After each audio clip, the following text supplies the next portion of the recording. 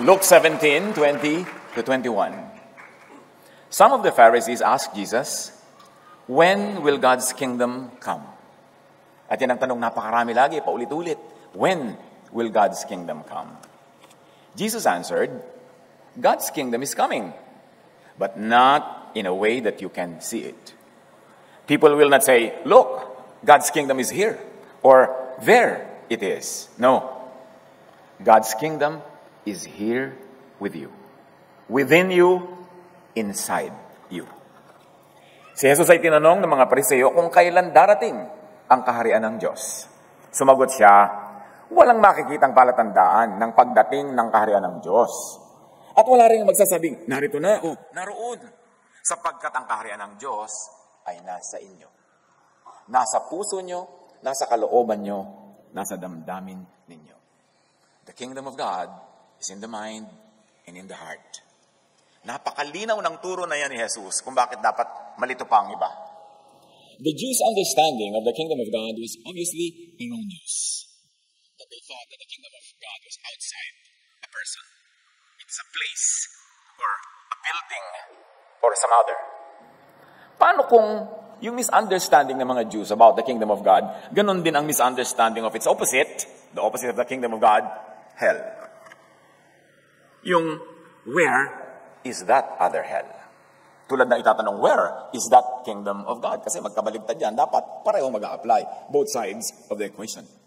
Our dear God, we thank you for the privilege of knowledge, of knowing, of searching, of enlightenment.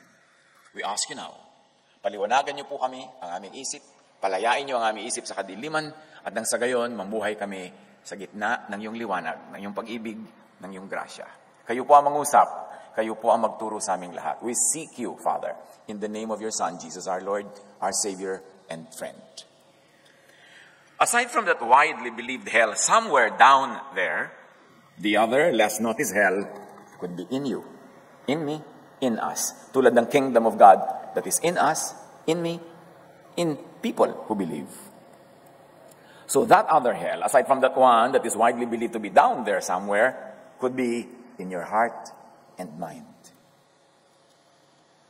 Sayang ang lahat ng relihiyon, sayang ang lahat ng pagsisimba, pag-awit, pagbibigay ng mga tithes, offering, pagsasakripisyo, pagtatrabaho, pagmiminister, kung sa kabila ng haba ng mga panahon ng pagrelihiyon, ang laman pa rin ng isip at puso ay hell pala, hindi kingdom of God.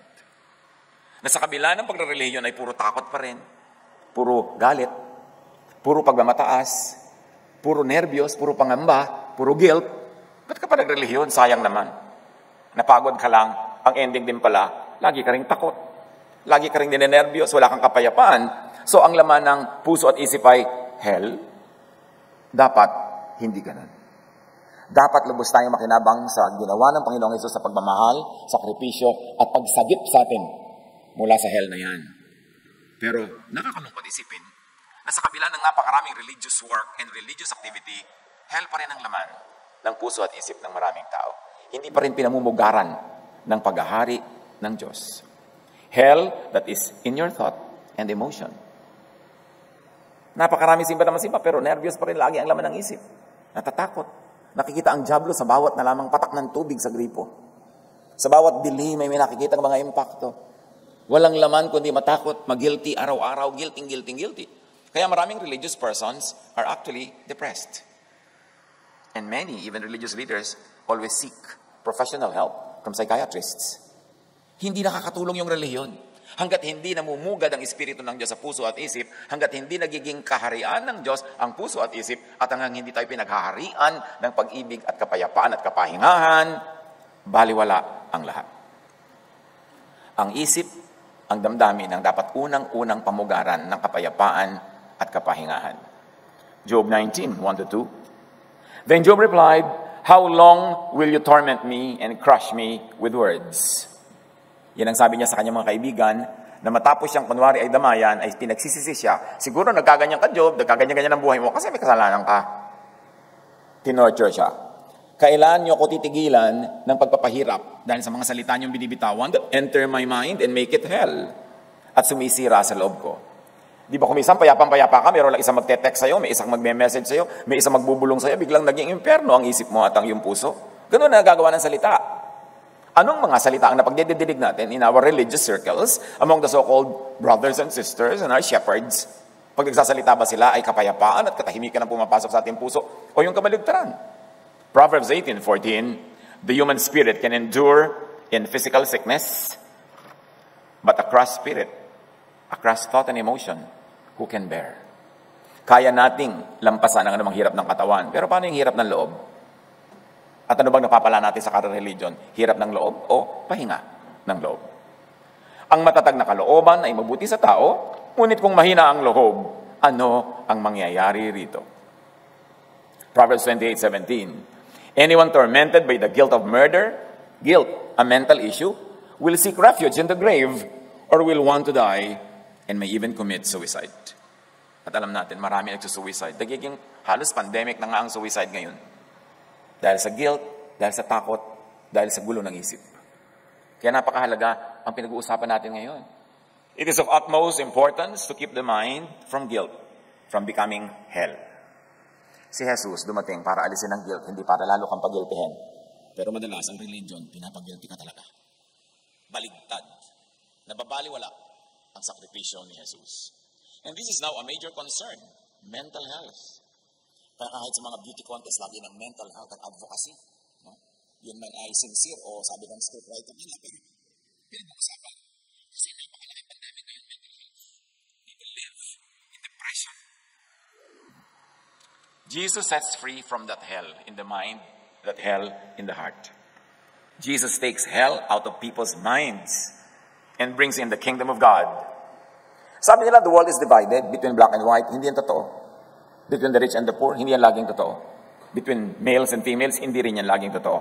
The truth is, the world is divided between those that have hell in their minds or those that have the kingdom of God in their minds. Yun ang talagang division. Ang humanidad ay nahahati lang sa dalawa, yung pinaghaharian ng kapayapaan ng Diyos through Jesus o yung ang naghahari ay takot, guilt, negative feelings. Hindi kasi invisible. Parang yung sinabi rin ni Jesus, hindi mag-visible ang kingdom of God para itinatanong yun, nasa at kailan darating. Yun ding pinaghaharian ka ng hell in your heart and mind, hindi rin visible. Kaya mas dangerous. What if religion brings hell in their mind? What if religion condemns and consigns people to that hell in the mind? Paano kung ang relihiyon ay nagpapahina at sumisira ng loob at nananakot? Yan ba ay isang uri ng relihiyon na matapat sa misyon ni Jesus, na hanguin ang mga tao sa pagdurusa, hanguin ang mga tao sa takot, sa fear, sa nervyos, bigyan ng kapayapaan at katahimikan, suriin ang religion. Ano man, maging ang atin, suriin kung anong bunga nito sa inyong isip at sa inyong damdamin. Doon mo lang malalaman kung talagang sa Diyos at kay Jesus. Sabi ni Jesus, you will know them by their fruits. Ano ang bunga sa inyo ng inyong religious life? Suriin din natin ang mga nangyayari sa paligid natin, yung mga iba ang religious beliefs. Mga kamag-anak natin, kaibigan, ano ang bunga sa kanila? Talaga ba nung naging active sila sa kanilang church, ay naging maibigin, payapa, tahimik, o naging judgmental? Naging pala pintas, naging pala usig ng kapwa, na yung nananahik na kapwa, uusigin, babatuhin. Alam mo na, kung ang religion na yan ay Pharisees o Jesusness. Kung tutusin, if we're going to oversimplify religious practice, again, pwede siguro natin sabihin that all religions could be classified only under Pharisees or under Jesusness. Kahit pa nga hindi talaga technically labeled na Christian church yun, pero ang kanilang practice, ang kanilang paniniwala ay Spirit of Jesus, love, forgiveness, kindness. Ang resulta ay peace and rest. Jesusness yun. Kasi you will know them by their fruits, not by their labels. May mga pananampalataya na hindi obviously kay Jesus, pero sa practice, ay, Jesus pala ang umiiral dito kahit iba yung tatak. Kaya dapat yun ang sinusuri. Ano ang bunga, hindi kung ano ang brand. Hell is also a state of mind shaped by a tormenting energy which many people call spirit. Energy yan eh. Sinasabi ng cognitive science, just like how lifting weights strengthens your biceps, mindful meditation bulks up your brain, in particular the parts dedicated to dealing with negative emotions. You have the power to build a better, therefore more peaceful, heaven-like brain. All it takes is peace. That is thought. That's a mental state and dedication. Dapat i-career ang mindful meditation. At yung meditation na hindi lang dahil nakaupo ka sa lotus position at may hawak ang puting bulaklak, hindi lang yon. Ang lahat ng inilalaman mo sa iyong isip, meditation yan. So anong inilalaman mo sa isip? Takot, pananakot. Yan ang mangyayari sa iyong buhay. Kasi yan ang laman ng iyong meditation. Sinabi ng cognitive science, kung ano ang pinapractice mong laging isipin, yun ang magiging reality mo. Mamumuhay ka under that kind of philosophy or thought or faith. Your brain has the ability to learn and grow as you age. Hindi totoong tumatanda na hindi na natututo. Tumitigil na lang kasi mag-isip. Yung huwag na natin palitan to, nakatandaan na natin ito, dito na tayo mamamatay. Hindi totoo yun. Napatunayan ng siyensya na ang isip habang buhay ka ay patuloy na lumalago. Kung palalaguin mo sa pag-iisip, mindful thinking. Pinipili mo kung anong isipin at pinipili mo kung hindi, alin ang hindi mo papayagang pumasok sa iyong tenga. Your brain has the ability to learn and grow as you age. A process called brain plasticity. But for it to do so, you have to train it on a regular basis. Anong laman lagi? Regular basis, manonood ka ng walang mga kapararakang entertainment. So yung brain mo, liliit. Mamaya pa, nasan yung brain ko? Ay, munggo ako. Ito pala yung brain ko, munggo na. Kasi kung ano-ano kabalbalan ng laging laman ng isip, pinapanood, pinapakinggan. Anong klase mga text ang iyong laging ine-entertain? Yung nagpapalit ng utak mo, dapat i-block yan. Yung walang ginawa ko, hindi pa nervyusin ka, takutin ka, lalo pa sabihin, may pera ka ba? Ay, nakakatakot, di ba? So, kailangan medyo i-block. What if religion discourages progressive thinking? And usually it does. Yung bawal mag-isip, bawal magtanong. Pag may tanong ka, rebellion na agad, demonic ka na. Dapat di ka nagtatanong, di ka nag-iisip, dapat robot ka, didiktahan ka. Di ba? Most religions are like that. Ang gusto ng mga religious leader ay total control of the people. Paano lalaki ang mind mo pag ganun? What if religion trains the brain to always be judgmental of self? Yung ang laging laman ng utak, lagi siyang inadequate. Makasalanan ako, masama ako, kulang ako. Yung lagi ang opening number ng prayer, makasalanan po kami, marumay po kami po ay mga karumal-dumal. Laging ganun. Eh di siyempre, magiging ganun ka nga dahil yun ang laman ng utak mo. Ba't hindi ka mag-celebrate ng salamat, Panginoon, dahil inaalis mo aming kasalanan, hinuhugasan mo kami, pinapatawad mo kami, minamahal mo kami. Yung sa simula pa lang, condemnation na agad. And most religious events begin with that. Nakapokus lagi sa kasalanan. Kasalanang hinugasan at inalis na ni Jesus. Pero madalas sa salita lang yan, pero in actual practice, usigan pa rin ang usigan, batuhan ang batuhan. Minamalaki yun. What if religion trains the brain to be guilty? To always be guilty. To always be afraid of punishment, of being found out. In this case, religion mismo brings hell into the hearts and minds of followers. Dahil ang hell ay napakalaking negosyo. Nagsusuhol, nagbabayad ang mga tao, mahugot lang sa hell. Kaya ang iba't ibang mga relihiyon, sari-sari ang gimmick nila kung paano ka hugutin, may mga point system, etc., etc. Mabayad ka. Kaya ayaw ng Pharisaic religion ng pagtuturo ng grace. Mahina ang negosyo sa grace. Dapat guilty ang tao, dapat takot. Para pati din tumipin ihuhulog sa offering box. Dapat naman conscious na tayo kung inuuto na tayo. Ang laking panguto yung end times, mga we live in the last days, hulog niya ng mga relo nyo, diba? Mga kwintas nyo, lahat-lahat ipapatunaw natin. Mamaya suot ng pastor's wife. Ang takal-takal na naman ng mga ganyang bulakan. Dapat naman magising tayo sa ganyan. Laging ipapanakot pag tinatamad ang mga tao na umatin, mag-end times na.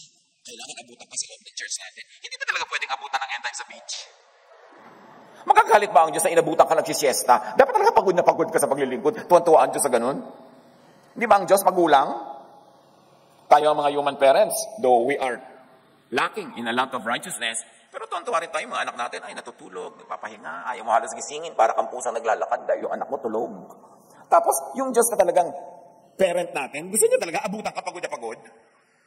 Maling-mali ang pagpapakilala ng Pharisaic religion sa Diyos.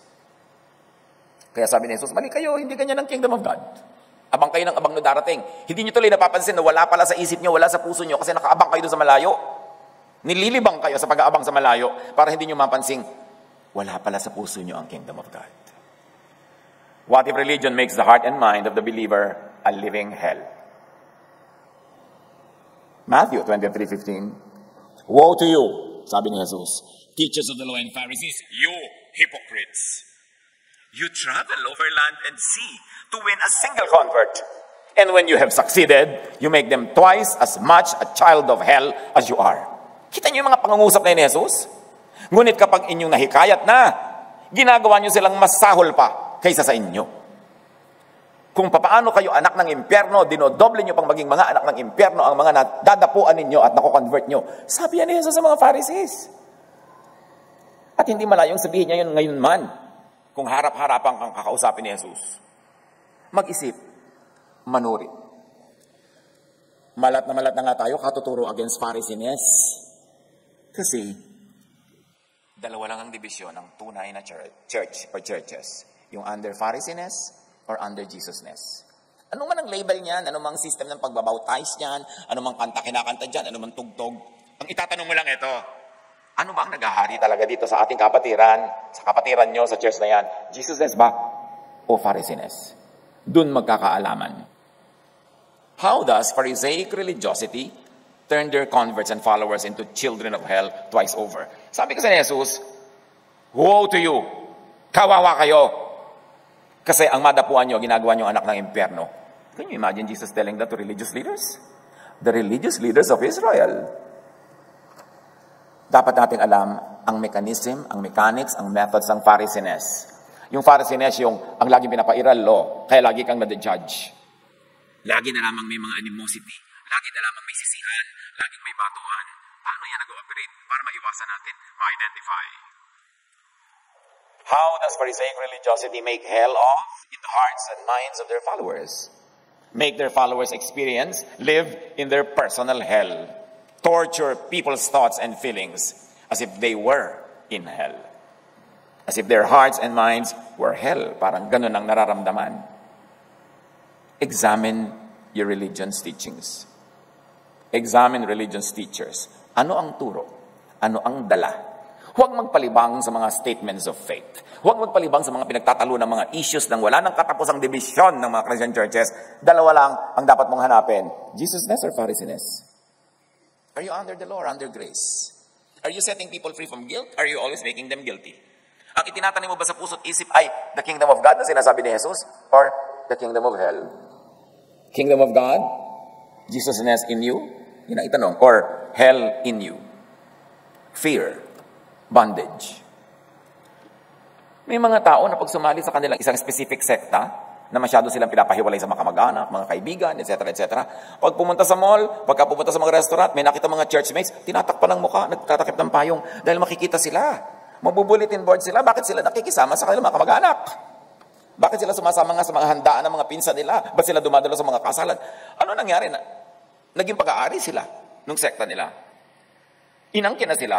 At natatakot sila, ni makita, wala namang ginagawa kumakain lang sa restaurant. Pagkakalit ang Diyos. How Pharisaic religiosity tortures people's thoughts and feelings? The Pharisees make and force people to live under the law. That's one. Yan ang lagi nyo hanapin. Are you making us live under the law? Unang-una, the law was given to the Jewish people.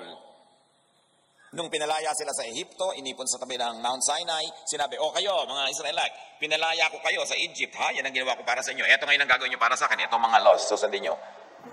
Nandun ka ba? Lumabas ka ba sa Egypt? Kasama ka ba sa Exodus? Jew ka ba? Jew ba ang lola mo? Hindi. Di sa kanila binigay yun, di naman sa'yo. Ba't ka ngayon nakikisalim pusa?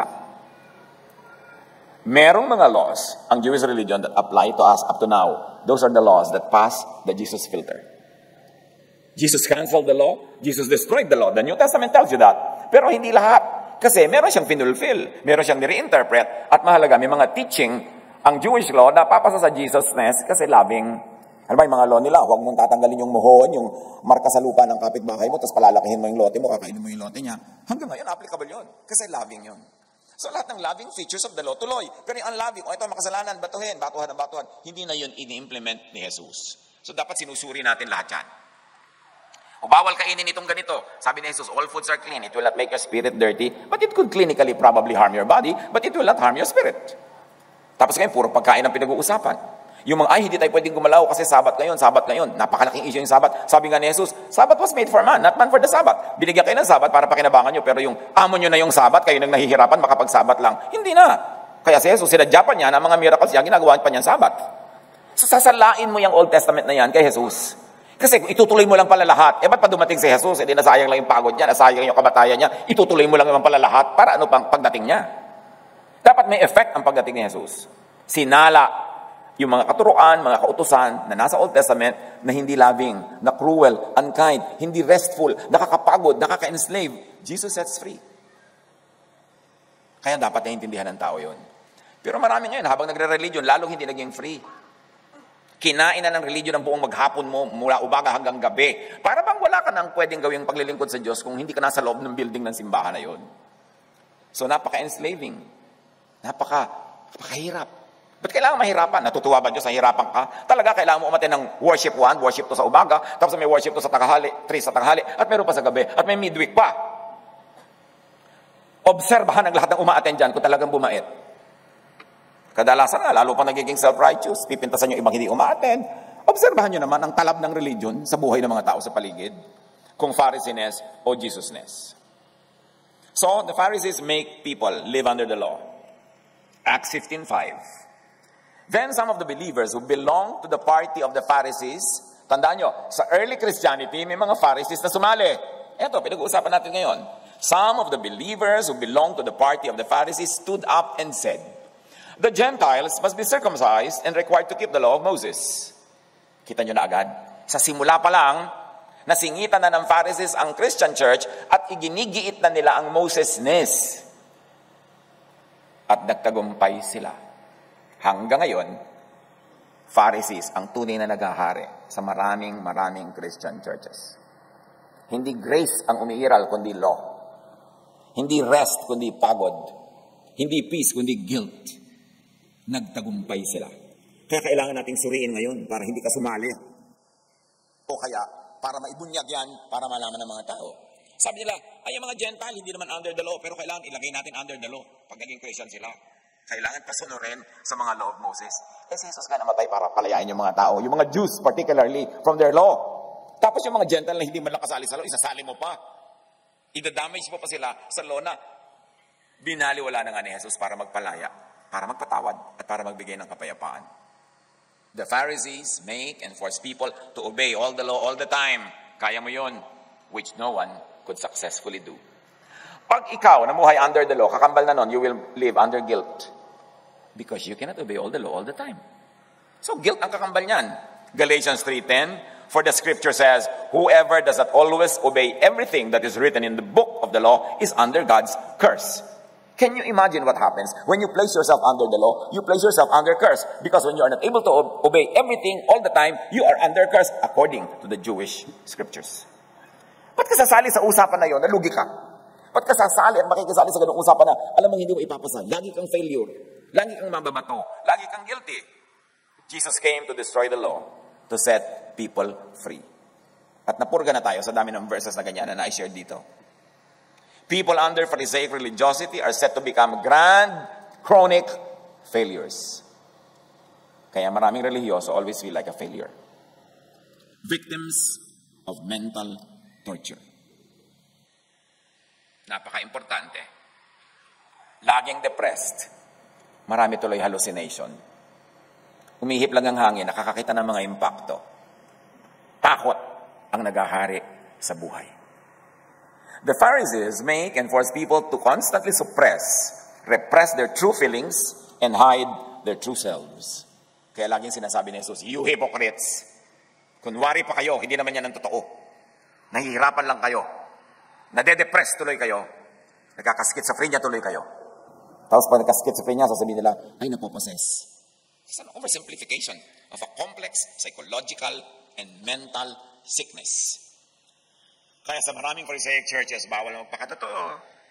Saan yan umuwi? Dissatisfaction, frustration, eventually anxiety, and depression. Maraming counselors, psychiatrists. Kasi pag counsel ka ng counsel, dapat sister ganitong ginagawa mo, dapat sister ganitong ginagawa mo, dapat brother ganito. Pero sa buhay mo rin, nagaganap yun. Alam mo, ikaw man di makasunod, nahati ka.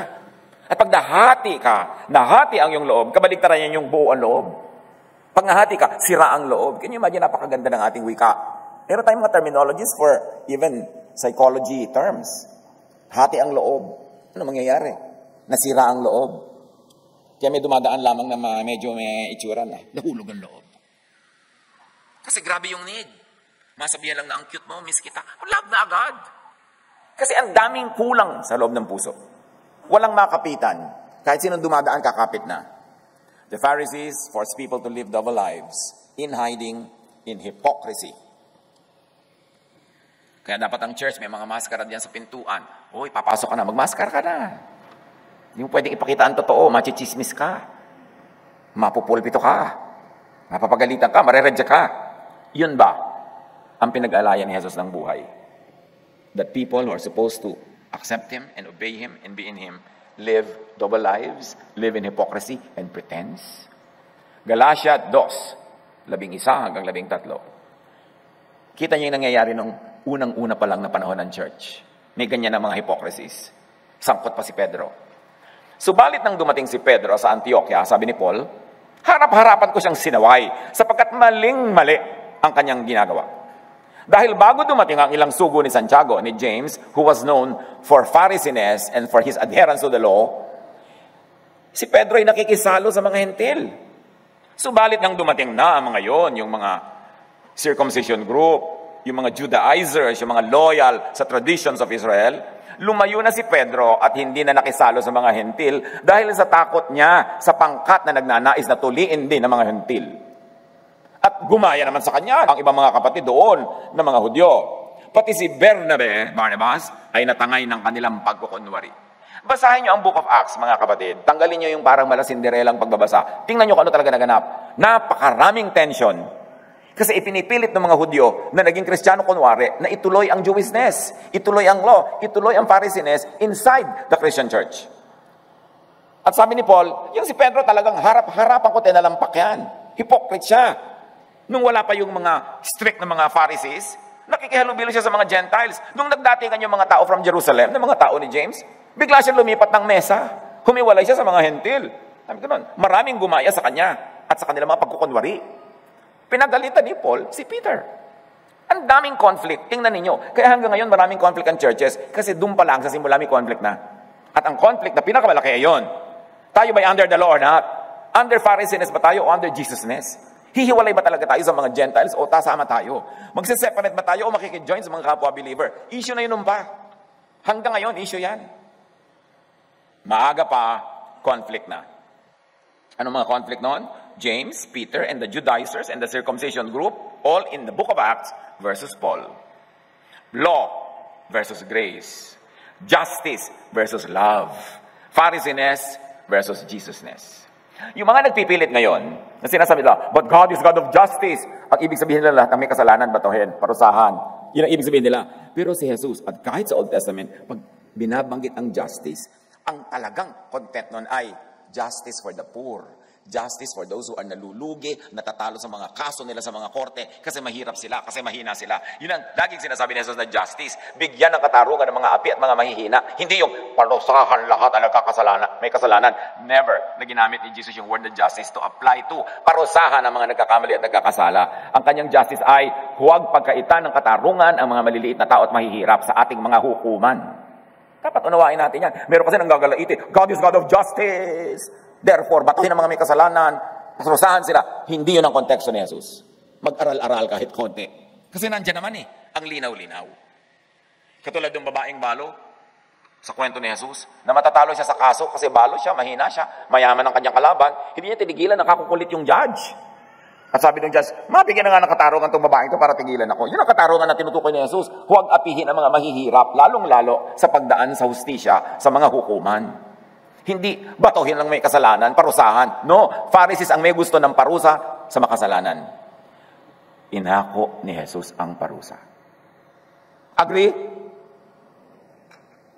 Agree na ba kayo dyan?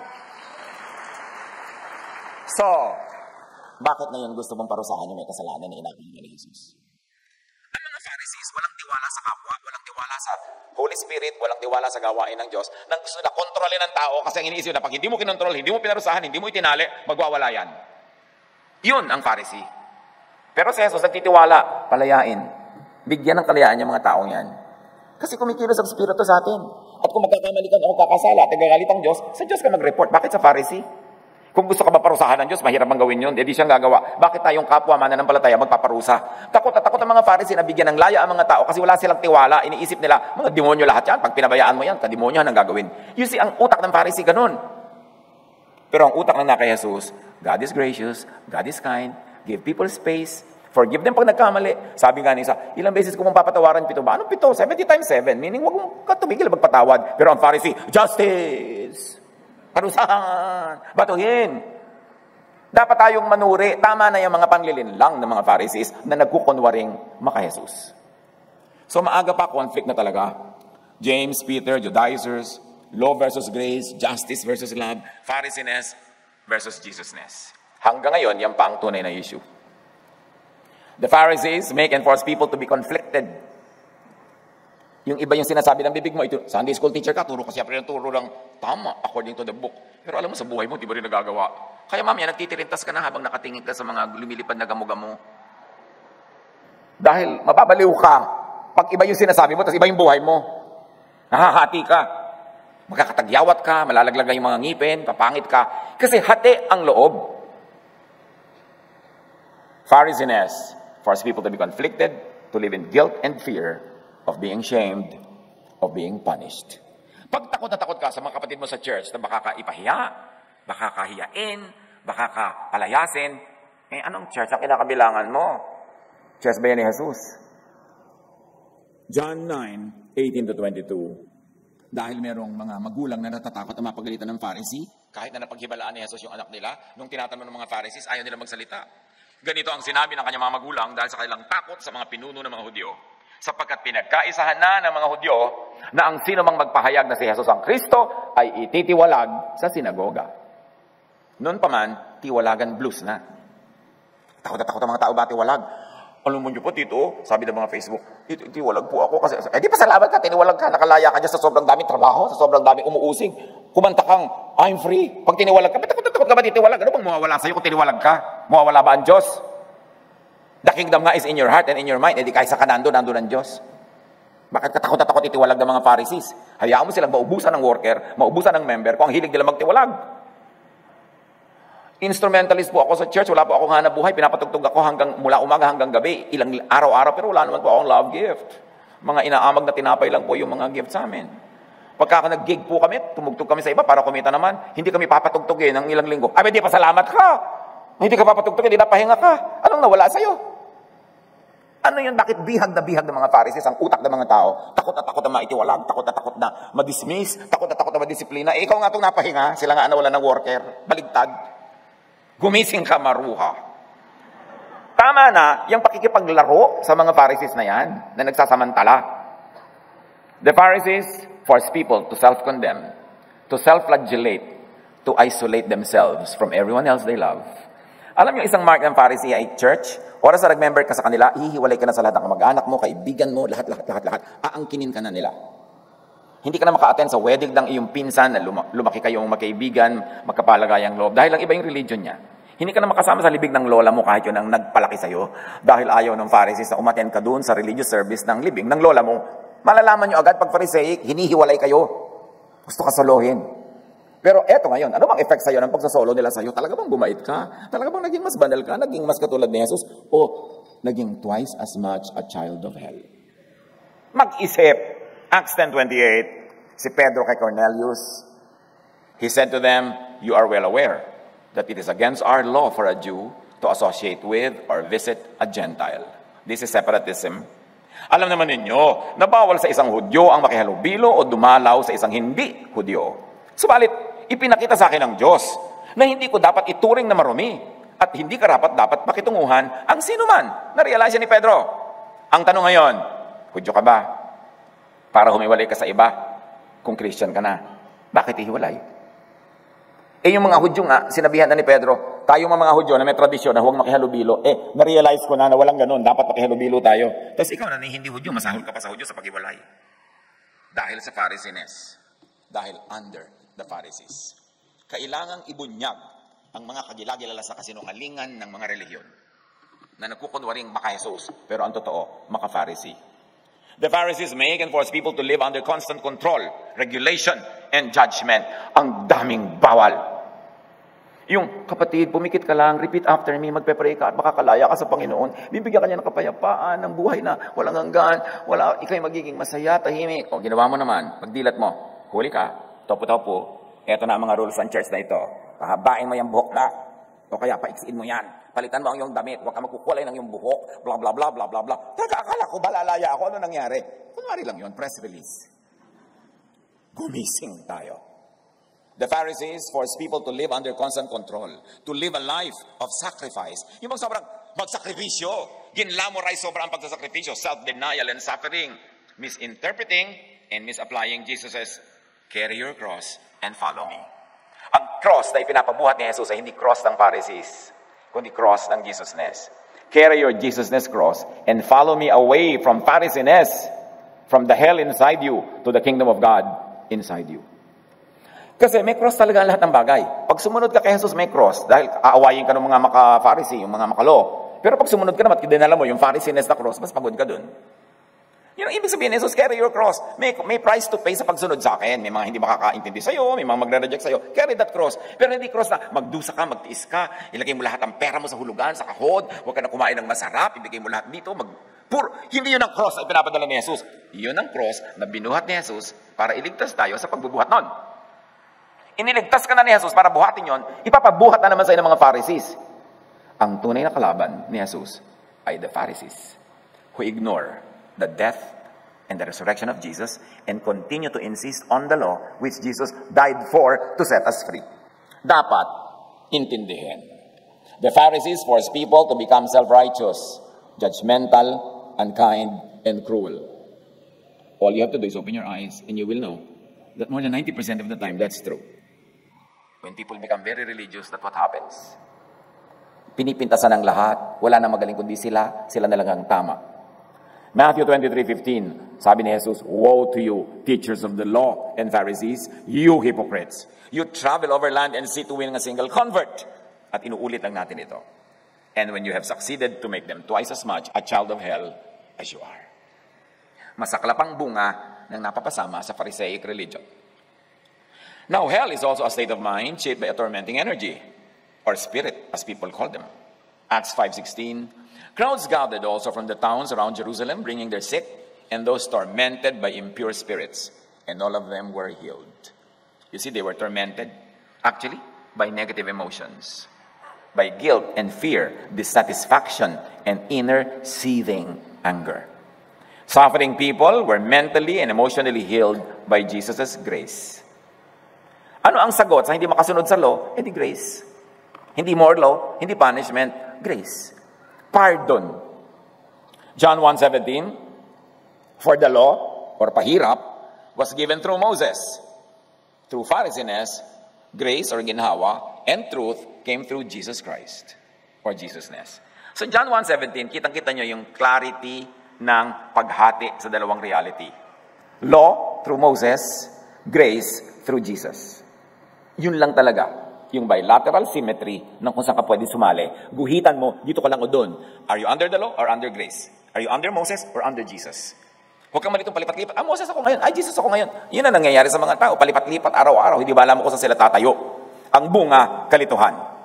Jesus saves people from the teachers of the law and the Pharisees, sense of justice, which we have already discussed, and judgment. Parusa, pahirap. John 8:3-5. Dumating noon ang mga tagapagturo ng kautusan at mga Pariseo na may dalang isang babaeng nahuli sa pangangalo niya. Iniharap nila ito sa karamihan at sinabi kay Jesus, "Guro, ang babaeng ito'y nahuli sa aktong pangangalo niya. Ayon sa kautusan ni Moises, dapat batuhin hanggang mamatay ang mga katulad niya. Ano naman ang masasabi niyo?" At alam natin ang ginawa ni Jesus. Iniligtas ang babae sa batuhan. Hindi pinairal ni Jesus ang law of Moses. Gaano pa kalinaw ang kailangan nating makitang ebidensya na pinalaya ni Jesus sa mga tao mula sa law, mula sa pambabato, mula sa parusa ng law. Gayunpaman at ang babaeng ito ay sabi nila ay nahuli sa pangangalo niya. Kung mga leaders ngayon ng church ang makakagawa niyan, batuhan niyan. Pero sasabihin nila, Jesus followers, Jesus believers, sa totoo ay mga followers of Pharisees. Hindi nila papaligtasin na hindi mabato. Kailangan batuhin. Suffering people were healed by Jesus' love. Jesus saves people from the teachers of the law and Pharisees as unlove, anger, and hatred. Bakit maraming relihiyoso, pag nagiging intense ang religiosity, nagiging hateful, angry, laging galit? At ito pa, mga kapatid, makikita nyo kung sino ang Pharisee at ano ang Pharisees. Tuwang-tuwa sila pagka merong mga taong sa iniisip nila yung makasalanan, tapos nagkasakit. O nasagasaan ng pison. Nadaganan ng puno ng papaya. O kaya ay nasunugan ng bahay, nalugi sa negosyo. Tuwang-tuwa sila. Observe. Ayan, hindi kasi nagsa-church. Buti nga. Diba? Ayan, hindi kasi sumusunod sa atin. Nagkatuloy-tuloy ng sakit. Hindi makakakitaan ng lungkot o habag. Gustong-gusto lang i-prove na tama sila at mali yung kalaban nila. Kaya tuwan-tuwa sila pag nagkaroon ng sakit. Pero pag sila ang nagkasakit, trial. Pag sila ang nagkasakit, the devil is punishing me for being faithful to God. Pero pag iba, ayan, God ang gumawa sa kanila. Mag-isip-isip, dahil andyan lahat ng examples. Luke 11:42, woe to you Pharisees because you neglect justice, and this is justice for the innocent, and the love of God. Suffering people were healed by Jesus' comfort. Doon mo malalaman, ang napapala mo ba'y comfort o hindi? Matthew 11:28, sinabi na niya dito ang kanyang main mission statement. Lumapit kayo sa akin, kayong lahat na nahihirapan at lubhang nabibigatan ng inyong pasanin, at kayo'y bibigyan ko ng kapahingahan. Kapahingahan ito from religion, from Pharisaic religion. Jesus saves people from the teachers of the law and the Pharisees' heavy burdens at mga pahirap. Malalaman nyo kung Pharisaic, hirap na hirap ka na. Wala pa rin tigil. Luke 11:46, sinagot naman siya ni Jesus, mga dalubhasa sa kautusan, pinagpapasa ninyo ng mabibigat na dalahin ng mga tao, ngunit ni daliri ay ayaw nyo igalaw upang matulungan sila. Puro kayo pahirap. Puro kayo pasakit sa mga tao. Hirap na hirap na hirap na. Hindi pa kayo tumitigil ng koleksyon. Pigang-piga na ang mga tao. Inaagaw na sa kakainin nila, sa pampagamot sa magulang, sa pampalibing sa namatay. Hihingan nyo pa ng hihingan. Wala nang pahinga. Tapos ang napapalalang naman sa inyo, pang-uusig. Pagtitiwalag. Anong napapala? Suffering people were healed by Jesus' forgiveness. Yun lang naman talaga ang nagpapagaling Patawad, hindi paniningil. Ang walang maibayad, ang talagang pwedeng mo lang ibigay dyan patawad. Kaya patawad po. Yung walang maibayad sa'yo, kulang ang pera sa tindahan. Meron po bang tawad? Diba? Ang galing-galing nga ng ating mga words Kasi wala namang maibayad, tawad. Para magkatuluyan na lang. At yun ang ibinibigay ng Diyos sa atin. Patawad. Hindi patuloy na pag-uusig. Kulang na nga. Meron pa mga ina Isinumpa ko po yung anak kong dalaga, pastor. Bakit naman? Nabuntis po siya Hindi malaman ko sino ama dahil madilim daw. Ba't mo naman sinumpa? Deaconess po ako, diakonisa ako, paano naman? Diba? Matatanggalan ako ng ministry.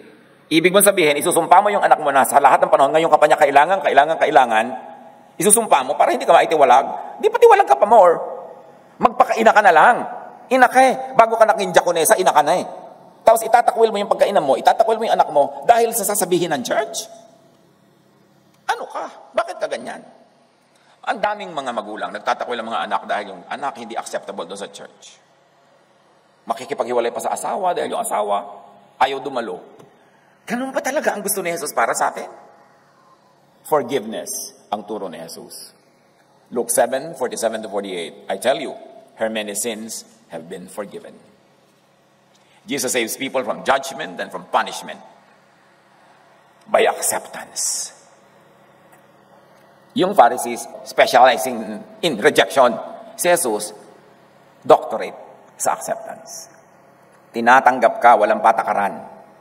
Siyempre, dahil sa pagtanggap niya sa'yo, tinatanggap mo ang pag-ibig niya, mga katuroan niya, magkakaroon ka ng mga pagbabago, madedevelop ka, maayos ka, pero hindi ka pinagbabago muna bago ka tanggapin. Dahil kailan ka pa matatanggap, kailan ka pa magbabago. Tinatanggap ka as is what is, and then sa action niya. Jesus life, ito ka nagbabago. Pero hindi requirement ang pagbabago. Sa pagtanggap, tinatanggap ka muna. Mga magulang, tinatanggap niyo ba mga anak niyo? O dahil hindi sila nagko-conform sa standard ng church, sa lipunan, nire-reject niyo. Naging magulang pa kayo. Mabuti pa yung mga unggoy. Marunong mag-alaga ng mga anak kahit anong itsura ng anak.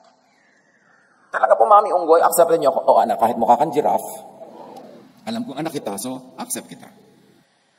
Acceptance. Jesus saves people from rejection.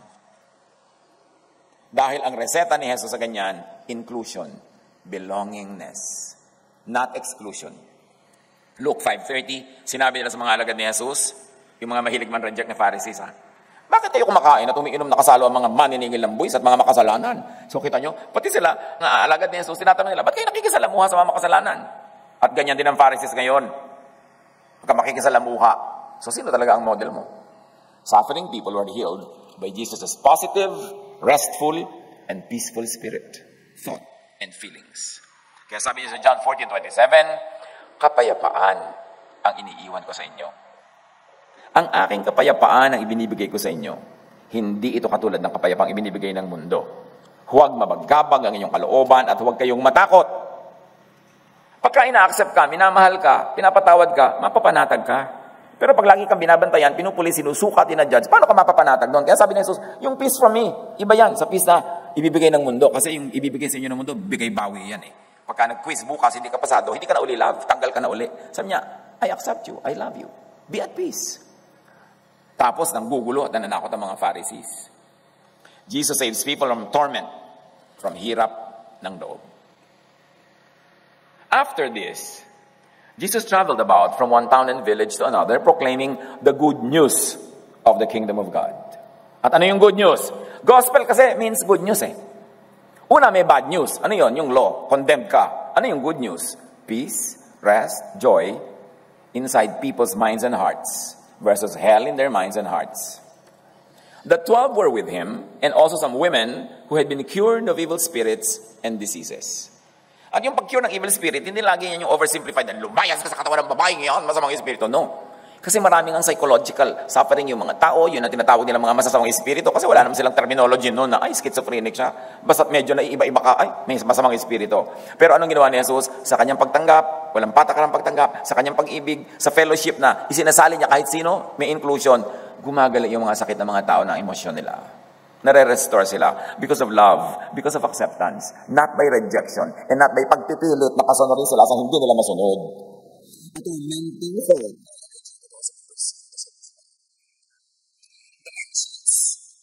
Automatically called any suffering of unknown cause as of demons. Siyempre, yan ang language sila nung panahon na yun eh. Neuroscience tells us enough stress and trauma can damage memory systems. Even a few days of sleep deprivation fog the mind, while sensory deprivation can lead to hallucinations and other symptoms of psychosis. Ayan daw. Kahit ilang araw lang nakulang ka sa tulog, pwede ka na magkaroon ng psychosis, kaka-hallucination ka na. Paano yung mga Pharisaic na ang hilig-hilig nila ng overnight vigils, prolonged fasting? Mga kapatid, hindi tayo kakain ngayon ng 40 days sa pagsunod kay Jesus. O di nakakakita na ng diablo sa kutsarita. Kulang sa tulog. Puro fasting. Kulang sa vitamina. Kaya sari-sari ang hallucination. Alam nyo, mas mahilig sa mga ganyan, yung fast and fast. Hindi naman masama mag-fast, ha? Pero yung OA, yung Pharisaic, yung lagi na lamang na walang ginawa kundi magdasal maghapon. Paulit-ulit mo, Panginoon, Panginoon, aba namin, Panginoon, Father. Wala ka naman bago sasabihin. Kanina pa paulit-ulit, isang oras na. Wala namang nararating itong kadadasal natin na to. Paulit-ulit lang lahat. Diba? Yan yung mga lagi nakakakita ng sari-sari. Yung pagka naglalakad ka, sister, may nakakubabaw na 3 diablo sa iyong likod. Sabi mo, kaya nga po sister, bumaba na kayo para 2 na lang matira. Laging may diablo, laging nagpapalayo sa mga diablo. Alam niyo mga mahilig magpalayo sa diablo, may nakikita ng diablo, because it empowers them. Ego trip yan. Ay, ito na si sister, nakakita ng diablo. Magpakabait na tayo, baka makakita sa atin. Nagkakaroon ka ng importanteng role. Pag nakakakita ka, nagpapalayas ka. Kaya iba kahit na lang wala naman, merong nakikita. Ang dami-daming kabalbalan. Humiliation adds powerfully to the sense of being out of control. Ang puyat, ang gutom, ang nahihirapan, natotorture ng guilt and fear, ay maraming nakikita at naririnig.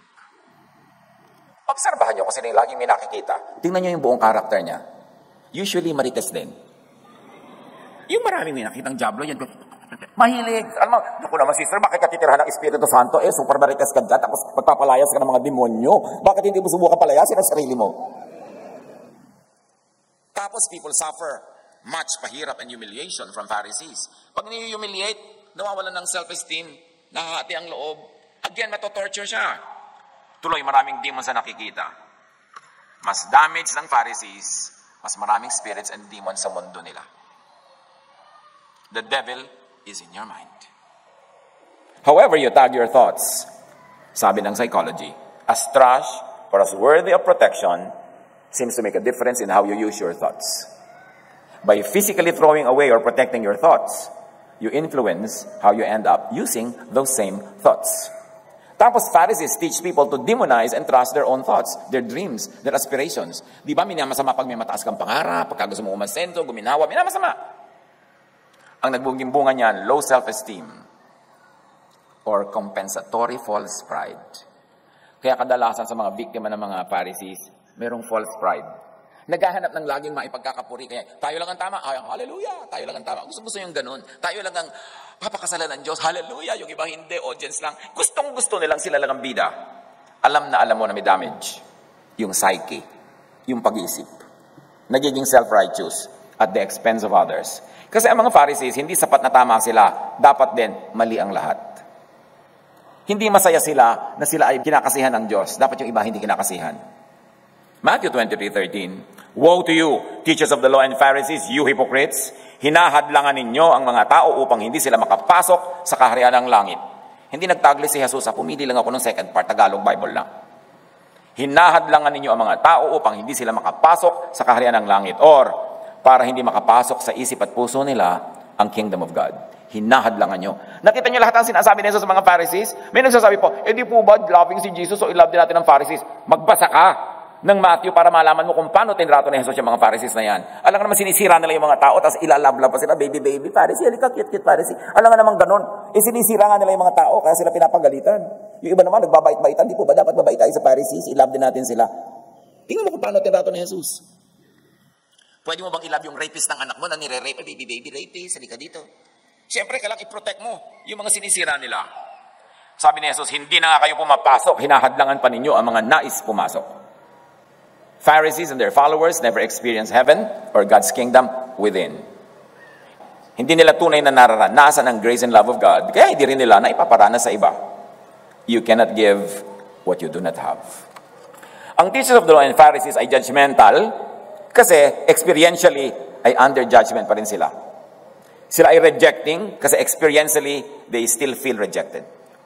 Harsh sila because they are under harshness. Unloving because they are feeling unloved. Puro law sila because actually they are under the law. Hindi nagpapasaya kasi hindi rin masaya. Matthew 12:34-35, Jesus to the Pharisees. Sabi, si Jesus naman to ha, kayong lahi na mga ulupong, paano kayo na masasama ay makapagsasalita ng mabubuting bagay sapagkat sa kasaganaan ng puso ay nagsasalita ang bibig.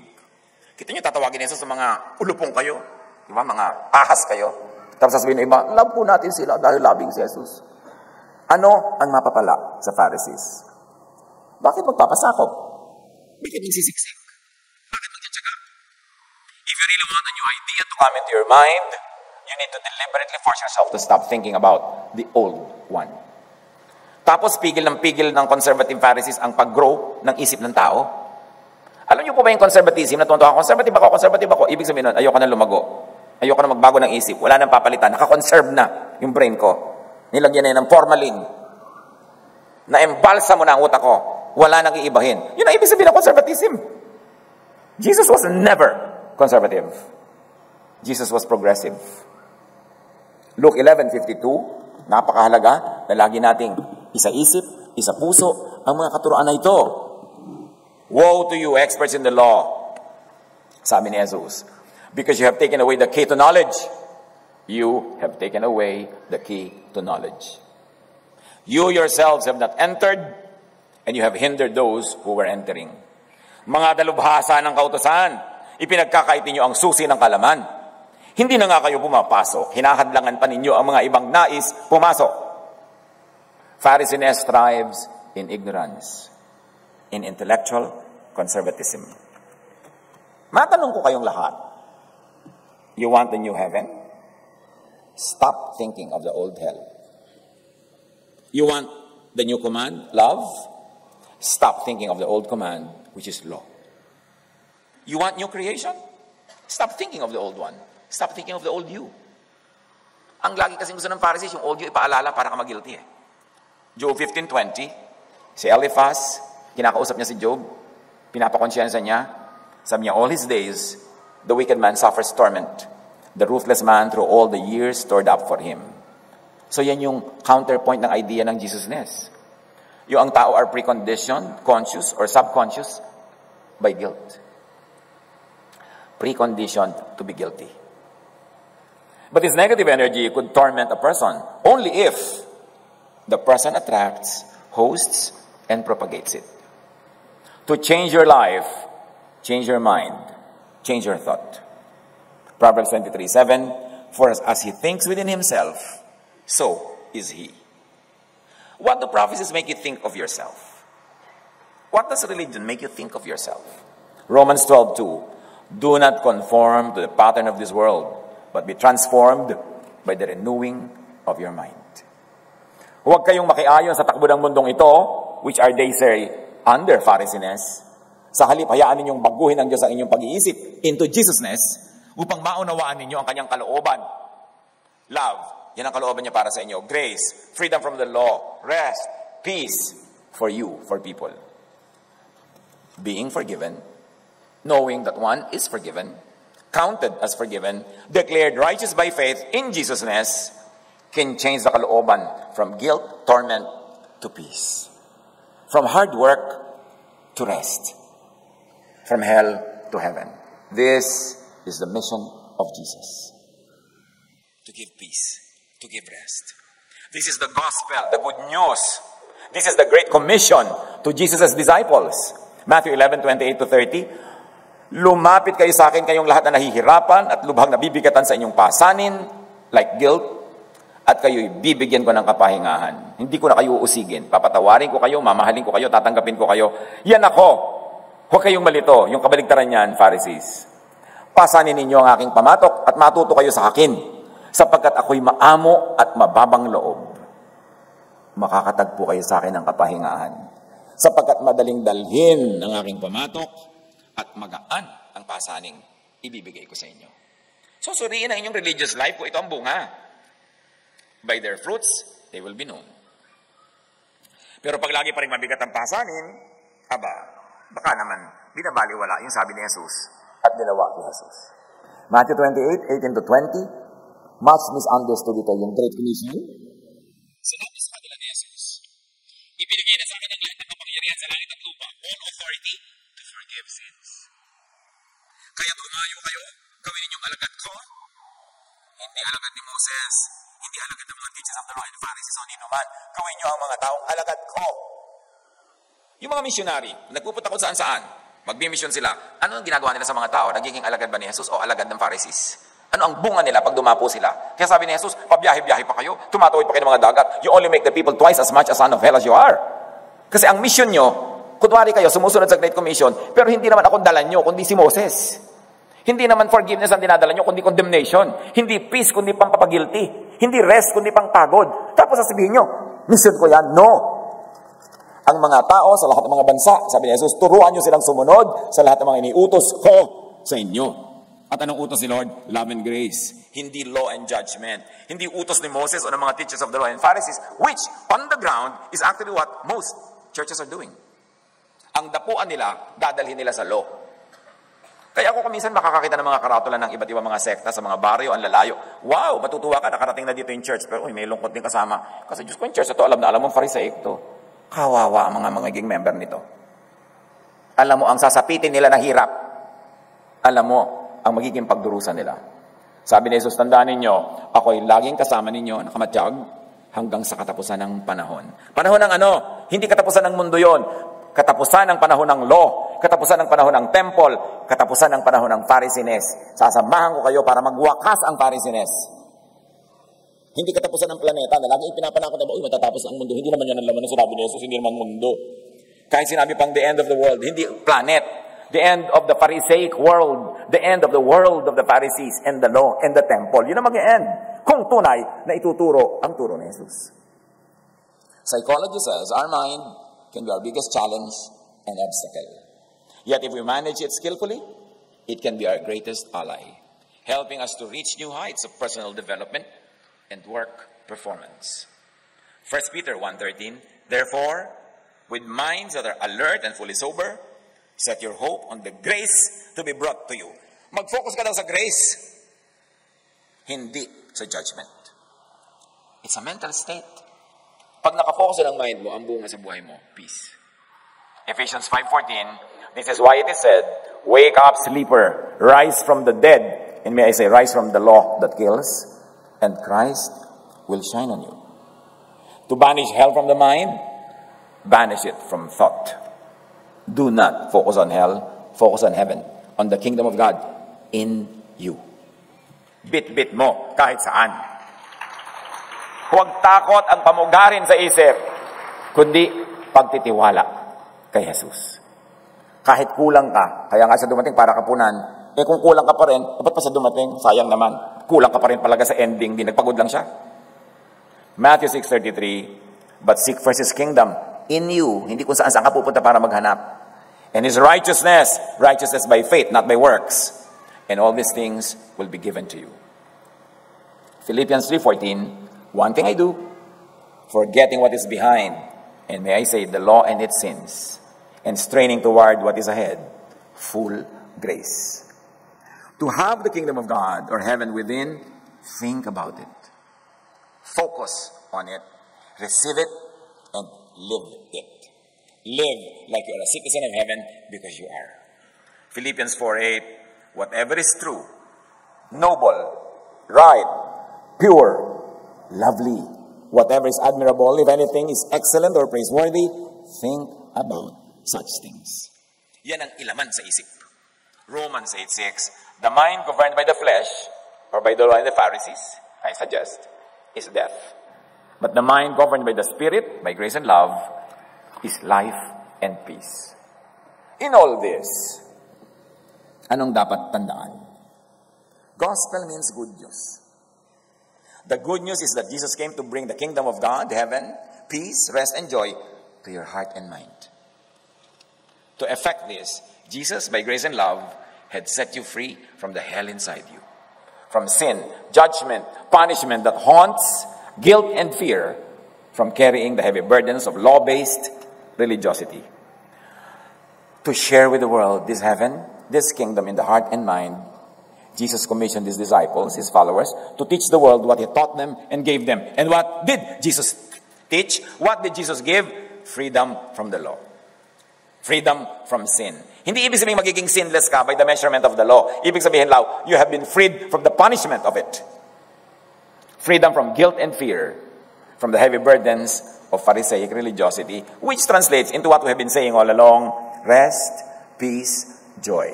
Dapat yan ang bunga ng inyong pagrelihiyon. Receive this good news. Fully, not partially. Law ngayon, grace bukas, kalahating law, kalahating grace is a one whole nonsense. It will never work. Kailangan mo lang talaga hatiin at puliin mo kung sa katatayo, sa kamaniniwala at sa kamabubuhay. Fully, not partially. Share this with others. The good news, the free gift of grace and love. And needless to say, do not do a Pharisee. Do not be a Pharisee. Do not be an agent and promoter of Pharisiness. Resist. Reject Pharisiness. Kailangan manindigan na yung mga tunay na naniniwala kay Jesus. Kung na tayong magbaang-maangan, manahimik, pinapabayaan mo lang yung mga Pharisees na maghari, panahon na para manindigan. They are Jesus' main detractors and arch-enemies. Napakaraming sinabi ni Jesus against the Pharisees. Mas marami kaysa against the devil. Magbilang kayo kung ibig nyo. Luke 11:23, pakinggan ang sabi ni Jesus. At ito ay patama, lalo sa mga Pharisees. Anyone who isn't with me opposes me. And anyone who isn't working with me is actually working against me. Ang hindi ko kakampi ay kalaban ko. At ang hindi ko kasamang nag-iipon ay nagkakalat. No. Identify Pharisiness. Get out of Pharisiness and Pharisaic religion. In effect, get hell out of your mind. Jesus died for it. To give you the kingdom of God, peace. Do a Jesus. Teach people how to be free from the law, from sin, from guilt and fear, from the heavy burdens of Pharisaic religiosity. Teach, lead people to rest, to peace, and to joy. Where is that other hell? in your mind and heart. Itaboy. Instead, bring the kingdom of God into your mind, into other people's minds. Be an agent, a promoter of grace and love, of freedom, of rest and peace in Jesus' name. This is Jesus' Great Commission. Salamat, Panginoon, sa inyong ginawa, sa inyong sakripisyo. Salamat po, dahil gano'n na lang ang pag-ibig ng Ama sa amin, na ibinigay niya kayo, Jesus, para kami palayain. Imulat niyo kami na pahalagahan ito, at huwag na kaming bulag-bulagan sa ginagawa ng mga Pharisees sa pagbaligtad sa katuruan ni Jesus. Matuto na kami kumibo sa ginagawa ng mga Pharisees sa pag-abuso sa mga taong malinis ang intensyon na sumunod kay Jesus. Yun pala, Pharisees lamang ang nasusundan. Give us that discerning spirit. And give us that love of Jesus that we can love others, accept others as Jesus accepts us. Pagbulay-bulayan sumandali, manahimik tayo, pag-isipan, kung ano mga dapat natin gawin in response to the freedom, the love, and grace that Jesus gives us, being counter-attacked by Pharisees. Be with God in silent reflection.